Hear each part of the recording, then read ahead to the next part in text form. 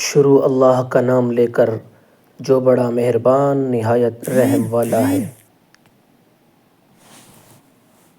حضرت ابو ہریرہ رضی اللہ عنہ کہتے ہیں کہ نبی صلی اللہ علیہ وسلم نے فرمایا، ملک الموت ایک راستے میں آیا، اور ایک سند میں یہ الفاظ ہیں: پہلے ملک الموت سامنے آیا کرتا تھا، جب موسیٰ علیہ السلام کے پاس آیا تو اس سے کہا،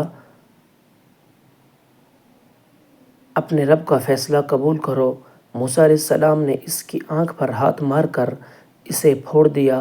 ملک الموت اللہ کے پاس واپس گیا اور کہا، اے اللہ، تو نے مجھے اپنے ایک بندے کی طرف بھیجا جو مرنا نہیں چاہتا، اس نے میری آنکھ بھی پھوڑ دی ہے۔ اگر تیرے یہاں اس کی عزت نہ ہوتی تو میں اس پر بہت بھاری ہوتا۔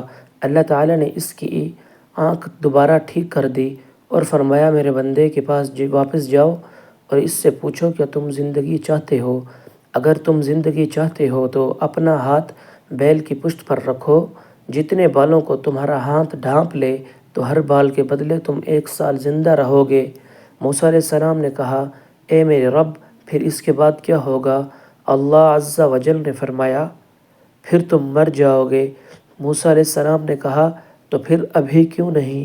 اے میرے رب، مجھے ارض مقدسہ کے مقام پر موت دے۔ ملک الموت نے انہیں ہلکا سا چھوا اور اس کی روح قبض کر لی۔ پھر اس کے بعد ملک الموت لوگوں کے پاس پوشیدہ آنے لگا۔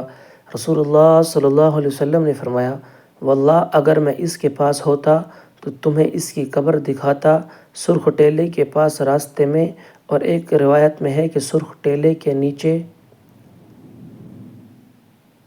حضرت ابو امامہ رضی اللہ عنہ سے مرفوعہ مروی ہے، 3 آدمی ایسے ہیں جن کی فرض و نفل اللہ تعالیٰ قبول نہیں کرے گا: